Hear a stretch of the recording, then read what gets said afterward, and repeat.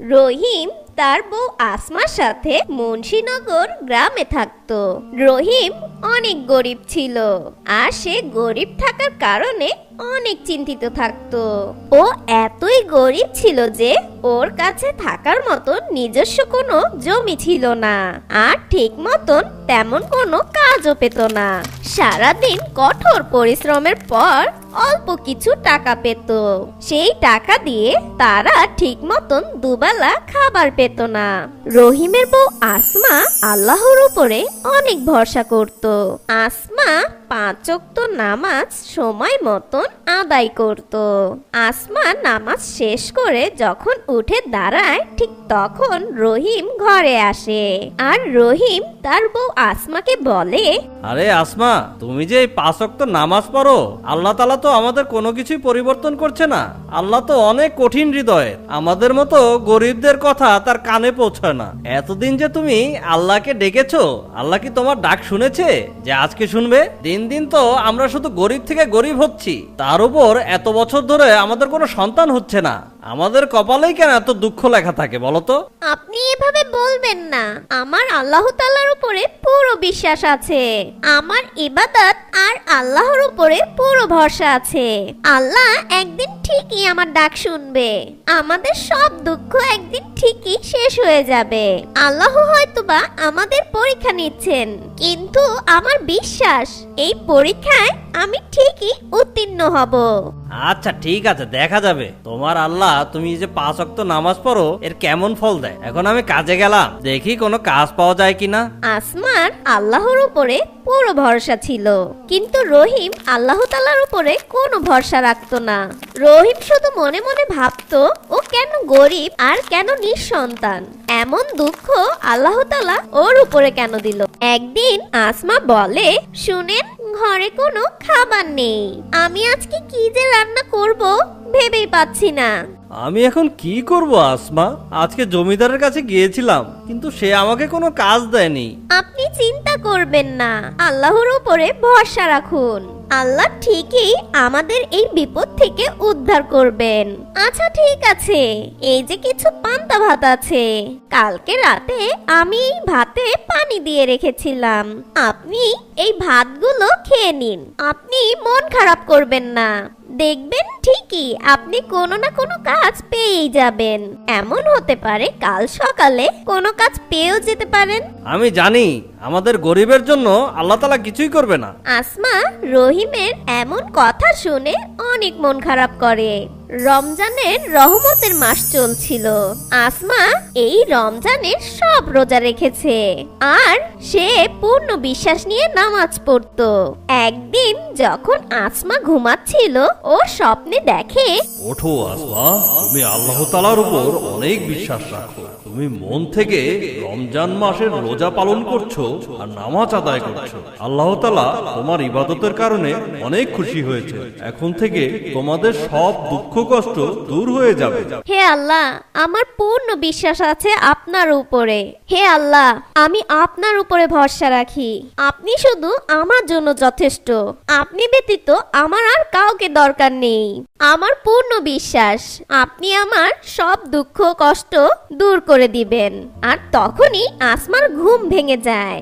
আর ঘুম থেকে আসমা উঠে এপাশ ওপাশ দেখতে থাকে, কিন্তু আশেপাশে কাউকে আসমা দেখতে পায় না। ও আল্লাহর উপরে ভরসা রেখে রহিমকে তার স্বপ্নের কথা খুলে বলে, শুনেন, আমি আজকে একটি স্বপ্ন দেখেছি, আর সেই স্বপ্নে কেউ একজন বলছে খুব দ্রুত আমাদের দুঃখ কষ্ট শেষ হয়ে যাবে। আরে আসমা, ওটা একটা স্বপ্ন ছিল শুধু, আর স্বপ্ন তো কখনো সত্যি হয় না। যাই হোক, স্বপ্ন দেখে তুমি একটা সান্ত্বনা তো পেয়েছো। আচ্ছা ঠিক আছে, আমি গেলাম, দেখি খান সাহেবের কাছে কোনো কাজ পাওয়া যায় কিনা। এই বলে রহিম খান সাহেবের কাছে চলে যায়, কিন্তু খান সাহেবের কাছে ও কোনো কাজ পায় না। আর রহিম অনেক মন খারাপ করে নিরাশ হয়ে ঘরে ফিরতে লাগে। আর হাঁটতে হাঁটতে রহিম রাস্তায় ভাবতে থাকে, আজকে তো ওর কাছে কোনো টাকা পয়সা নেই, বাড়িতে কোনো খাবারও নেই, ও কিভাবে ঘরে বাজার নিয়ে যাবে। আর রহিম হাঁটতে হাঁটতে কিছু দূর এগিয়ে যায়, আর তখনই রহিমের পিছন থেকে একটি আওয়াজ ভেসে আসে। আরে ভাইয়া, একটু শুনবে? আমি তোমাকে পিছ থেকে কতক্ষণ ধরে ডাকছি। হ্যাঁ জি বলুন, আপনার কি কাজ? তুমি যখন খান সাহেবের কাছে কাজ চাচ্ছিলে, আমি তখনই ওখানে ছিলাম, আর আমি তোমার সব কথা শুনতে পেয়েছি। আমি অনেক দিন ধরে তোমার মতো একজন যুবকের খোঁজ করছিলাম। তুমি কি আমার জন্য একটা কাজ করে দিতে পারবে? আমি তোমাকে ভালো পারিশ্রমিক দেব। তোমার কি নাম বলো তো? আমার নাম রহিম। আমার একটা কাজের খুবই প্রয়োজন। আপনি যদি আমাকে একটা কাজ দেন, আমার অনেক বড় উপকার হবে। বলুন বলুন, আপনার কি কাজ? আমি যে কোনো কাজ করতে রাজি আছি। রহিম, আমি অনেক বুড়ো হয়ে গেছি। অনেক বছর ধরে আমার ইচ্ছা ছিল যে আমি মক্কায় যে হজ পালন করব, আর ওখান থেকে জমজমের পানি নিয়ে আসব, আর এখানকার রোগগ্রস্ত মানুষকে সেই পানি খাওয়াবো। কিন্তু তুমি তো দেখতে পাচ্ছ বাবা, আমি অনেক বুড়ো হয়ে গেছি। আমি তো এখন একটু হাঁটাহাঁটি করলেই ক্লান্ত হয়ে যাই। তুমি কি আমার হয়ে আমার এই ইচ্ছাটা পূরণ করবে বাবা? মক্কায় গিয়ে হজ করে ওখান থেকে জমজমের পানি নিয়ে আসবে। যদি তুমি রাজি হও, তাহলে তোমাকে আমি এই কাজের জন্য 1,00,000 টাকা দেব বাবা। যখন রহিম সেই বয়স্ক লোকের এ কথা শুনে, সে 2 মিনিটের জন্য তাকে বিশ্বাস করতে পারছিল না। এই সামান্য কাজের জন্য তাকে 1,00,000 টাকা দিবে, সেটা ভেবে সে অনেক অবাক হয়ে যায়। রহিম স্বপ্নেও ভাবেনি যে ও 1,00,000 টাকা এত জলদি রোজগার করতে পারবে। আর রহিম আকাশ না ভেবেই এক মুহূর্তেই সেই বয়স্ক লোককে হ্যাঁ বলে দেয়, কারণ ও জানতো কতটা কষ্ট করে তার জীবন চলছে। তখনই রহিম সেই বয়স্ক লোককে বলে, ঠিক আছে বয়োজ্যেষ্ঠ বৃদ্ধ, আপনি যা বলবেন আমি তাই করব। আমার এখন টাকা পয়সার অনেক দরকার। আমি আপনার জন্য মক্কা থেকে জমজমের পানি নিয়ে আসব। ঠিক আছে বাবা, তুমি কাল সকালেই মক্কার উদ্দেশ্যে রওনা দিবে। তুমি যখনই পানি নিয়ে এখানে আসবে, আমি তোমাকে তোমার সব টাকা দিয়ে দেব। নাও, এই টাকা দিয়ে তুমি মক্কায় যাও। হজ পালনের ক্ষেত্রে তোমার এই টাকাটা দরকার হবে। আর তখন রহিম সেই বয়স্ক লোককে হ্যাঁ বলে বাড়ি চলে আসে। আর সব কাহিনী রহিম আসমাকে খুলে বলে। আর আসমাও এ কথা শুনে অনেক খুশি হয়ে যায়, আর রহিমের হজে যাওয়ার জন্য সবকিছু গুছিয়ে দেয়। আর পরের দিন সকালবেলা রহিম মক্কার উদ্দেশ্যে রওনা দেয়। রহিমের মাথায় এটাই চলছিল যে ও জমজমের পানি এনে দিলেই সেই বয়স্ক লোক ওকে 1,00,000 টাকা দিবে, যা দিয়ে ওর সংসারের সব দুঃখ কষ্ট মুছে যাবে। আর রহিমও মক্কায় পৌঁছে যায়, আর মক্কার সব নিয়ম কানুন পালন করে হজ শেষ করে রহিম জমজমের পানি সংগ্রহ করে। রহিম একাই জমজমের পানি আনতে মক্কায় গিয়েছিল, আর রহিম আসার পথে ওর সাথে অনেকের পরিচয় হয় যারা আল্লাহর ইবাদতে মগ্ন ছিল। আর রহিম সেই লোকদের সাথে থাকতে থাকতে সেও আল্লাহর ইবাদতে মগ্ন হয়ে যায়। বেশ কিছুদিন পর রহিম যখন তার গ্রামে বাড়ির উদ্দেশ্যে রওনা দেয়, ঠিক তখনই ঝোপঝাড়ের পাশ থেকে একটি আওয়াজ ভেসে আসে।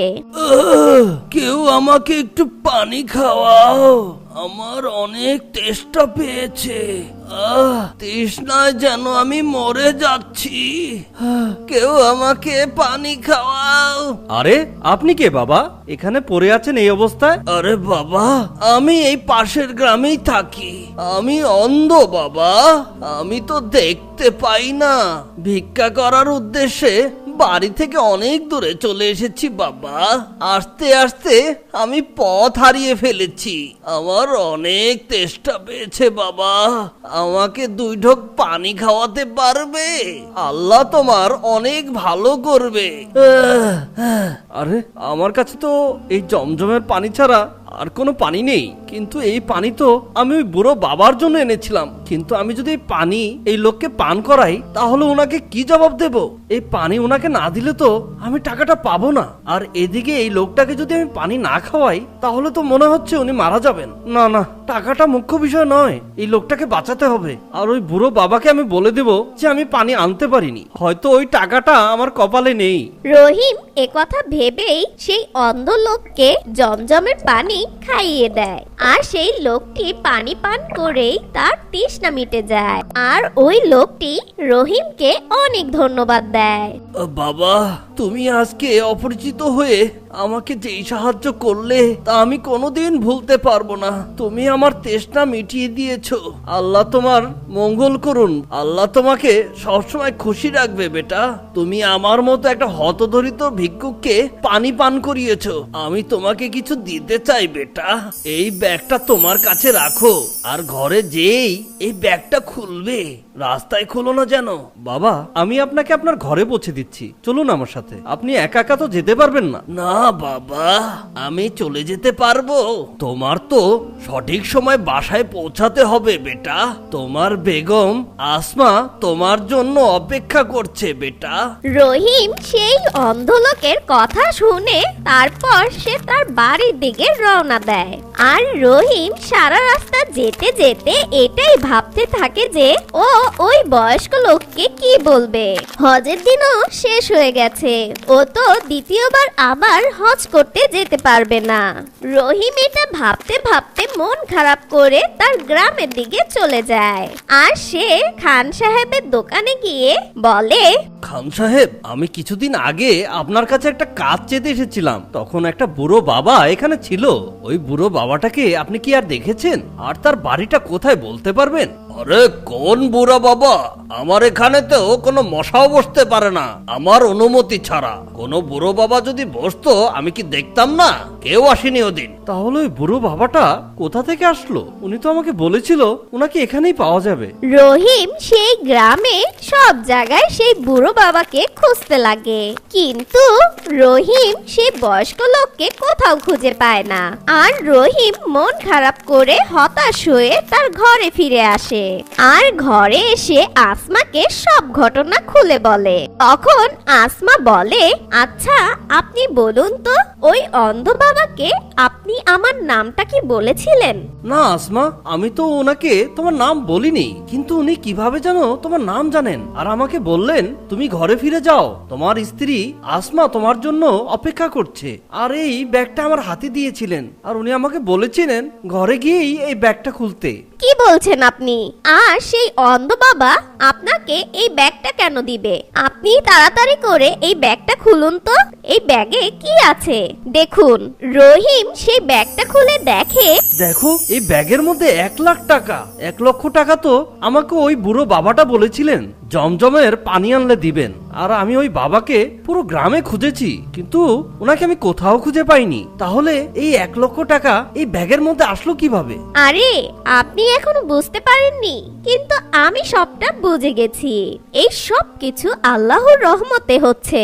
আপনি হয়তোবা আল্লাহর উপরে কোনো সময় বিশ্বাস রাখেননি, কিন্তু আল্লাহ আপনার মনের এই দয়া দেখে খুশি হয়ে এটা দিয়েছেন। আপনার দয়ালু স্বভাবের জন্য আল্লাহ খুশি হয়ে তার ফল দিয়েছেন।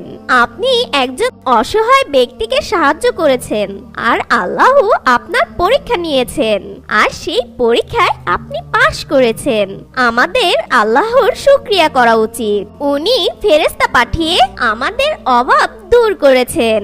হ্যাঁ আসমা, যা হচ্ছে এগুলো সব আল্লাহ তাআলার রহমত। এগুলো সব তোমার আল্লাহর উপর ভরসা রাখার ফল। তুমি অন্তর দিয়ে তার ইবাদত করেছো, এই জন্য আল্লাহ তাআলা তার রহমত আমাদের উপর বর্ষণ করেছেন। আজকে থেকে আমারও আল্লাহ তাআলার উপর পুরোপুরি বিশ্বাস চলে এসেছে। হে খোদা, আমাকে মাফ করে দিও। আমি জানা অজানা ভাবে অনেক গুনাহ করেছি। হে আল্লাহ, তুমি রহমতের মালিক, তুমি আমাকে ক্ষমা করে দাও। তুমি তোমার সব বান্দার মনের অবস্থা জানো মাওলা। হে আল্লাহ, হে আল্লাহ, আমাকে মাফ করে দাও। আর ওই দিনের পর রহিমের আল্লাহর উপরে অটুট বিশ্বাস চলে আসে। আর সেদিনের পর থেকে রহিম 5 ওয়াক্ত নামাজ আদায় করে মসজিদে গিয়ে, আর পরিষ্কার মন থেকে আল্লাহর ইবাদত করত সে। আর কিছুদিন পর আল্লাহর রহমতে আসমার কোলে যমজ সন্তান আসে, যার মধ্যে ছিল একজন ছেলে আর একজন মেয়ে। এরপর থেকে রহিমের ঘরে খুশি আর খুশি থাকে, আর এই উসিলায় রহিমের হজ পালন হয়ে যায়। আল্লাহু আল্লাহু তুমি জাল্লে জালালু, শেষ করা তো যায় না গিয়ে তোমার গুণগান। তুমি কাদের গফফার, তুমি জলিল জব্বার, অনন্ত অসীম তুমি রহিম রহমান।